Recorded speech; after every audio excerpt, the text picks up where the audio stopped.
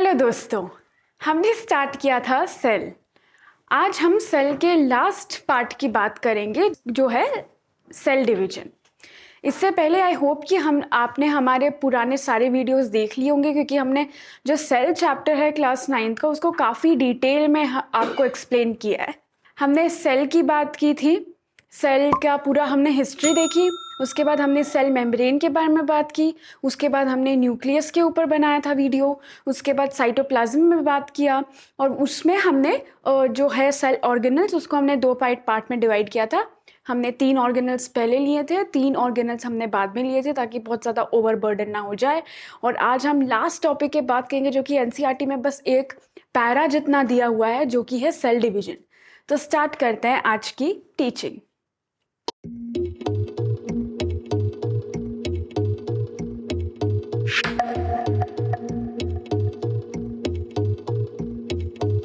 तो दोस्तों, cell division जैसे ही आप सुनते हो आपके दिमाग में क्या आता है? It's very obvious right. कोई एक सेल है जो कि 2 पार्ट में डिवाइड हो रही है। कोई भी इंसान जब डिवीजन सोचता है तो यही सोचता है। आप जो सोच रहे हो गलत नहीं है, सेल डिवीजन एक्चुअली वही है। सेल डिवीजन जो है, it is basically a process by which a parent cell divides into 2 and more than 2 daughter cells. और जो सेल डिवीजन है वो एक बहुत ही ज़्यादा इम्पॉर्टेंट या फिर इंटीग्रल पार्ट होता है हमारे सेल साइकिल का। जैसे मैंने पहले वाले एक वीडियो में भी आपको एक्सप्लेन किया था कि कैसे 7 सालों में हमारी बॉडी की जितनी भी सेल्स हैं वो सारी बदल के न्यू आ जाती हैं। तो अगर 7 साल में इतने सारे सेल डिविजन्स हो रहे हैं, इसका मतलब कितना major role cell division play करता है। अब जो सेल डिवीजन होते हैं वो बेसिकली 2 प्रकार के होते हैं। पहला हमारा आता है माइटोसिस और दूसरा हमारा आता है मियोसिस। तो चलिए एक एक करके इनके बारे में थोड़ा बात करते हैं, थोड़ा डिस्कशन करते हैं कि माइटोसिस और मियोसिस होता क्या है। तो हम स्टार्ट करते हैं सबसे पहले माइटोसिस से। तो माइटोसिस जो है वो बेसिकली हमारे सारे ही सेल्स में होता है। मेरा कहने का मतलब क्या है? मेरे कहने का ये मतलब है कि हमारे जो हम जो इंसान हैं, हमारे सारे सेल्स को बस एक बेसिक 2 चीज़ों में डिवाइड किया है। पहले तो हमारे जितने भी सेल्स हैं, जितने भी आप you name it, eyes, hair, skin, mouth, जो भी आपको लेना है, स्टमक, लिवर, ये सारे सेल्स अलग हैं।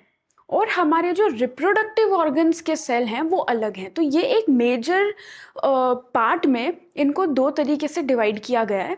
एक होते हैं नॉर्मल सेल्स और एक होता है हमारे रिप्रोडक्टिव सेल्स, क्योंकि इन दोनों का डिवीजन अलग होता है, इसीलिए मैं आपको बता रही हूँ। तो जो रिप्रोडक्टिव सेल्स होते हैं वो हमारे गैमीट्स बनाने में हेल्प करते हैं। इसका मतलब है कि फीमेल्स में ओवम एंड मेल्स में स्पर्म बनाने में हेल्प करते हैं। तो ये अलग वे में डिवाइड होते हैं। हालांकि ये सेल ही है, पर ये नॉर्मल आँख, मुंह, कान, नाक वाली सेल के तरह डिवाइड नहीं होते हैं। इसको बस आप ध्यान रखिए। और वो क्यों होता है वो भी मैं बताऊंगी। इसके पीछे एक लॉजिक है, आपको सब कुछ याद रखने की जरूरत नहीं है, बस लॉजिक समझिए, आपको समझ आ जाएगा। तो आप अभी के लिए तो इतना समझ लीजिए कि जो रिप्रोडक्टिव सेल्स हैं, यानी जो ओवम और स्पर्म्स हैं, वो माइटोसिस के तरह डिवाइड नहीं होती है। वो जो है वो मियोसिस डिवीजन कराती है। ठीक है, तो अब हम बात करते हैं माइटोसिस की। तो हमारी बाकी जितनी भी सेल्स हैं जो रिप्रोडक्टिव सेल्स नहीं हैं, या फिर हम कह सकते हैं सेक्स सेल्स नहीं हैं, उन सारी सेल्स को हम सोमैटिक सेल्स कहते हैं। तो हमारी जो सोमैटिक सेल्स है एक्चुअली वो माइटोसिस में मतलब माइटोसिस जिस तरीके से डिवाइड होता है वो उस तरीके से डिवाइड होती है। अब माइटोसिस का जो डिवीजन है वो बहुत सिंपल काइंड ऑफ डिवीजन है। इसको सबसे पहले तो हम इक्वेशनल डिवीजन भी कहते हैं। आप सबसे पहले यहाँ पे एक इमेज देख सकते हैं। माइटोसिस इसी तरीके से काम करता है। एक सेल होती है, वो पहले उसका क्रोमोसोम डिवाइड होता है, बाद में 2 सेल अलग हो जाती है, जिस तरीके से हम वीडियोस में भी देखते हैं। एक सेल होती है और वो 2 में अलग हो जाती है। माइटोसिस वही होता है। अच्छा, माइटोसिस को इक्वेशनल डिवीजन भी कहते हैं। और माइटोसिस जो है वो पेरेंट सेल से 2 डॉटर सेल बनाता है, यानी कि ये तो मेन पेरेंट सेल है, पेरेंट सेल से 2 डॉटर सेल्स आती है, ये माइटोसिस होता है। अब माइटोसिस में एक इम्पॉर्टेंट चीज़ है कि हमने जैसे न्यूक्लियस में डिस्कस किया था कि न्यूक्लियस के अंदर, न्यूक्लियस इतना इम्पॉर्टेंट क्यों है? क्योंकि न्यूक्लियस के अंदर क्रोमोसोम्स होते हैं, जिसके अंदर डीएनए होते हैं और डीएनए के अंदर जीन्स होते हैं। तो क्रोमोसोम बहुत इंपॉर्टेंट है।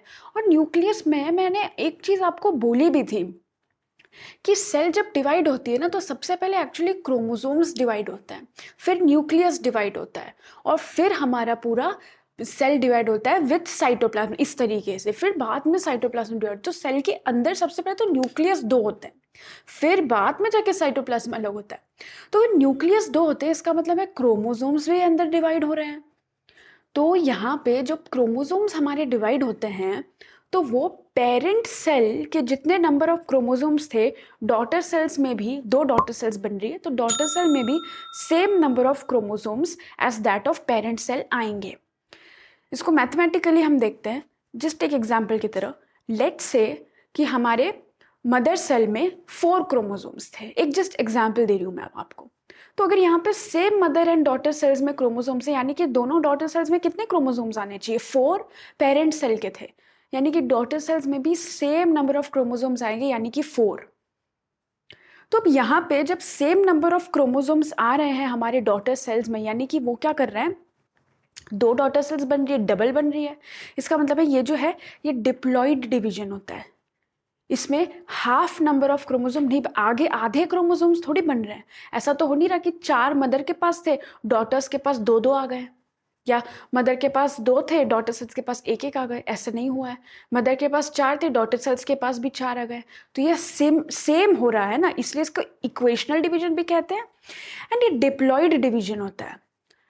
डिप्लॉइड मतलब डबल द नंबर, मतलब डबल, बेसिकली हाफ नहीं होता है वो, ठीक है। हाफ क्रोमोसोम्स नहीं आ रहे हैं हमें, पूरे के पूरे एग्जैक्ट नंबर ऑफ क्रोमोसोम्स आ रहे हैं और 2 डॉटर सेल्स बन रही है इसमें, इससे इसको डिप्लॉइड कहते हैं। इसके अलावा अपने जो प्लांट्स हैं एक्चुअली उनमें भी ये टाइप का जो सेल डिवीजन है माइटोसिस वो होता है, लेकिन एनिमल सेल्स में सिर्फ डिप्लॉइड सेल्स में ये डिवीजन होता है। यानी कि मैंने अभी आपको एग्जांपल बताया कि क्रोमोसोम सेम होंगे, 2 डॉटर सेल्स बनेगी, लेकिन प्लांट सेल में हैप्लॉइड सेल यानी कि half the number of chromosomes, उसमें भी माइटोसिस हो सकता है। अब आपको डिप्लॉइड हैप्लॉइड आप मियोसिस हम देखेंगे, उसमें और अच्छे से समझ आएगा। तो आई होप कि आपको ये बेसिक चीज़ें समझ गई होंगी। यहाँ डायग्राम में भी कुछ इसी तरीके से है। यहाँ पे पेरेंट सेल है, आप देख सकते हैं ये क्रोमोसोम थे 4 यहाँ पे। उसके बाद क्रोमोसोम्स जो है सबसे पहले वो डिवाइड हुए, न्यूक्लियस डिवाइड हुआ, और उसके बाद वो अलग जाके 2 हमें डॉटर सेल्स दे दिए। और इसमें भी सेम नंबर ऑफ क्रोमोसोम्स आप गिन सकते हो, 4 इधर है, 4 इधर है, और 4 जो है वो पेरेंट के पास भी है। तो यही है बस माइटोसिस। अब हम नेक्स्ट तरीके का सेल डिवीजन की बात कर लेते हैं, जो कि है मियोसिस। अब मियोसिस जो है वो हमारे दूसरी टाइप्स ऑफ सेल्स में होता है। जैसे पहले मैंने कहा था सोमैटिक सेल्स में माइटोसिस होता है, रिप्रोडक्टिव सेल्स में माइटोसिस नहीं होता है। तो हमें हमारी जो रिप्रोडक्टिव सेल्स हैं, यानी कि फीमेल्स में ओवम है और मेल्स में स्पर्म है जो कि गैमीट्स बनाते हैं, वो किस तरीके से डिवाइड होती है? वो एक्चुअली मियोसिस में डिवाइड होती है। वो मियोसिस लेके डिवाइड होती है, वो माइटोसिस नहीं करती। तो मियोसिस में क्या होता है, सबसे पहले तो यहाँ पे 4 डॉटर सेल्स बनती है, माइटोसिस में 2 बनती है, मियोसिस में 4 डॉटर सेल्स बनती है।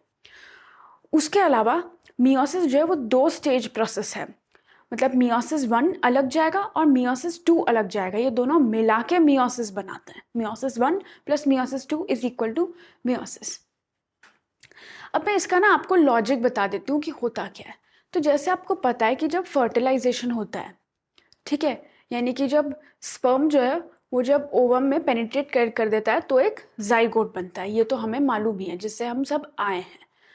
तो ये क्या होता है कि जब रिप्रोडक्शन होता है, जब जाइगोट बनता है, तो उसमें ना एग्जैक्ट नंबर ऑफ क्रोमोसोम्स चाहिए रहते हैं। तो exact number of chromosome, let's say exact number of chromosome is 4।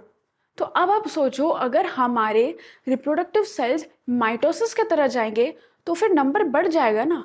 अगर माइटोसिस कर लिया स्पर्म और ओवम ने, तो क्या हो जाएगा, स्पर्म के पास 4 आ जाएंगे, क्योंकि वो एग्जैक्ट क्रोमोसोम आते हैं पेरेंट एंड डॉटर सेल में।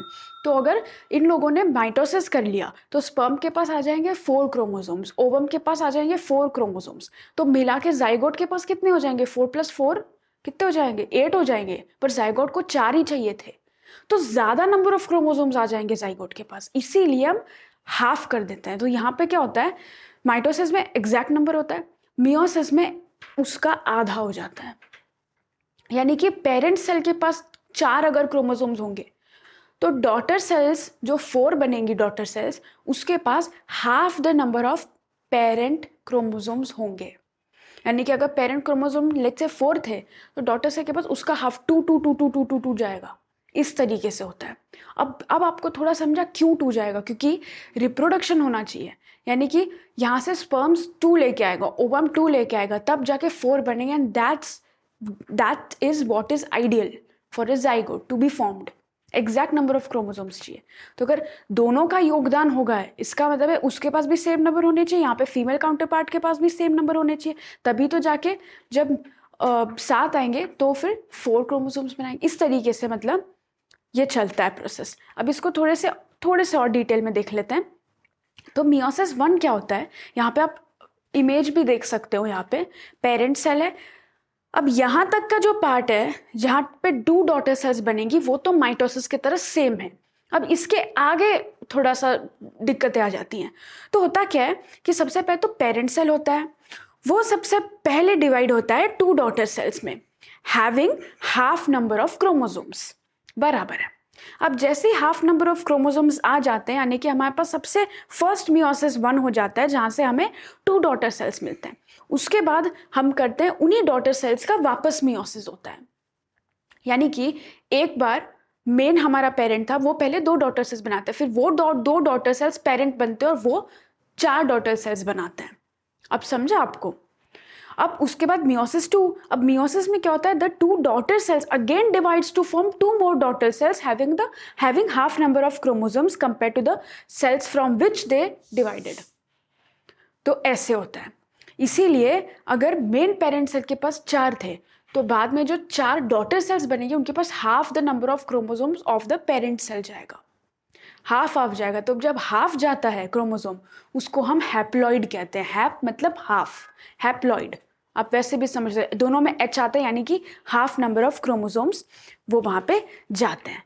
तो बस माइटोसिस और मियोसिस की जो कहानी थी वो यही थी। पर इसके अलावा क्या होता है, हमारे जब एग्ज़ाम्स आते हैं तब कुछ इंपॉर्टेंट क्वेश्चंस आते हैं हमारे पास। तो मैं 2-3 क्वेश्चंस आपको यहाँ पे बता देती हूँ जो कि सेल डिवीजन से रिलेटेड आते हैं। सबसे पहला क्वेश्चन है, what is cell division and give the type of cell divisions. तो इसका मतलब है सेल डिवीजन क्या होता है और टाइप ऑफ सेल डिवीजन क्या है। तो cell division is a process of formation of 2 और more daughter cells of its own form from the mother cell. These are similar in structure and function. Obviously इसलिए somatic cells mitosis, सारी ही somatic cells mitosis perform करती है और सारी ही sex cells जो हैं वो हमारी मियोसिस परफॉर्म करती है। तो अगर आप ये लॉजिक समझ जाओगे ना थोड़ा सा कि भाई वो क्यों माइटोसिस ये क्यों मियोसिस, तो आपको याद रखने की जरूरत नहीं, आप लॉजिक से अपने आप ही आंसर दे सकते हो। लॉजिक ही समझना है बस, बाकी रट्टा वट्टा नहीं मारना है ना। तो यहाँ पे हमने समझ गया। और सेल डिवीजन क्या होता है ये भी कितना सिंपल, याद करने की जरूरत ही नहीं है कुछ भी। सेल डिवीजन क्या होता है, पेरेंट सेल से 2 और मोर देन 2 डॉटर सेल्स बनेंगे जो कि सिमिलर फंक्शन परफॉर्म करेंगे, क्योंकि जो मदर सेल जो है उसी के तरह तो सिमिलर फंक्शन होगा। खुद सोचिए, बस वैसा ही है। अभी उसके टाइप, उसके जो हैं 3 वेज होते हैं सेल डिवीजन के। पहला आता है माइटोसिस, मियोसिस और एमाइटोसिस। अब जब मैंने आपको कहा था कि सबसे पहले न्यूक्लियस डिवाइड होता है सेल डिवीजन में, उसके बाद साइटोप्लाज्म डिवाइड होता है। तो जब न्यूक्लियस डिवाइड होता है उसको हम कहते हैं कैरियोकाइनेसिस, यानी कि डिवीजन ऑफ द न्यूक्लियस, जिसमें क्रोमोसोम्स वगैरह सब डिवाइड होते हैं। सबसे पहले न्यूक्लियस ही डिवाइड होता है, उसके बाद आता है साइटोप्लाज्म का डिवीजन, यानी कि प्रॉपर पूरे सेल का डिवीजन। तो साइटोप्लाज्म का डिवीजन को हम कहते हैं साइटोकाइनेसिस। तो जैसे नाम ही साइटो है तो साइटोप्लाज्म से साइटोकाइनेसिस नाम आया है। आपको एक भी साइटोकाइनेसिस भी याद अगर होगा कि वही भाई वो साइटोप्लाज्म का डिवीजन है, तो पहला वाला आपको ऑटोमेटिकली याद हो जाएगा। अच्छा, अभी नेक्स्ट क्वेश्चन है difference between mitosis and meiosis. ये तो मतलब पेपर में आता ही है कि भाई, और वाले जो क्वेश्चंस होते हैं ना उसमें आता है कि भाई difference between mitosis and meiosis बताओ। तो यहाँ पे बहुत सिंपल है। सबसे पहले माइटोसिस जो है it is known as equational division, क्योंकि इक्वल नंबर ऑफ क्रोमोसोम्स आ रहे हैं मदर सेल से डॉटर सेल्स में। और मियोसिस जो है वो रिडक्शनल डिवीजन है, क्योंकि मदर सेल से डॉटर सेल में half the number of chromosomes यानी कि रिड्यूस हो रहे हैं क्रोमोसोम्स, इसलिए उसको रिडक्शनल डिवीजन कहते हैं। सेकेंड, माइटोसिस में 2 डॉटर सेल्स आर फॉर्म्ड अब यहाँ मैंने आपको जस्ट बताया था कि मियोसिस में 4 डॉटर सेल्स आर फॉर्म्ड। अब ये पिक्चर याद रखना है ना दिमाग में। उसके बाद थर्ड पॉइंट है, माइटोसिस में डिप्लॉइड सेल डिवीजन होता है, यानी कि daughter cells have the same number of chromosomes as that of parent cell.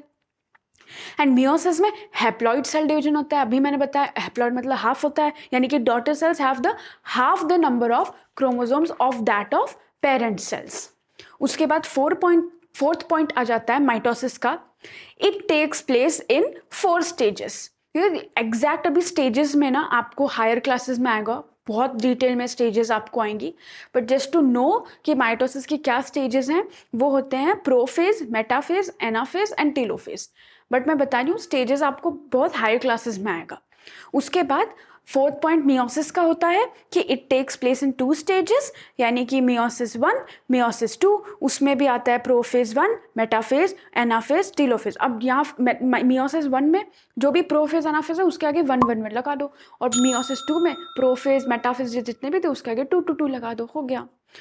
फिर फिफ्थ पॉइंट आ जाता है, it helps in growth and repair of the injured tissues, mitosis. और मियोसिस जो है ऑब्वियस है, it is responsible for the production of our gametes, यानी कि स्पर्म्स और ओवम वो मियोसिस के कारण ही बनते हैं, है कि नहीं। तो इस तरीके से हमारा जो था सेल डिवीजन, लास्ट टॉपिक जो था हमारे सेल का, वो हो गया। आई होप कि आपने हमारे अगेन सारे वीडियोस देखे होंगे, और आपको कहीं पे कुछ भी डाउट है तो आप कमेंट सेक्शन में बताइए। आपने कोई इंटरेस्टिंग फैक्ट देखा है, कुछ और आपको डाउट है, एनसीईआरटी से रिलेटेड डाउट है, तो वो भी आप हमारे कमेंट सेक्शन को यूज़ करके आप पूछ सकते हैं। एंड जैसे मैं हमेशा कहती हूँ, हैप्पी स्टडिंग, हैप्पी लर्निंग।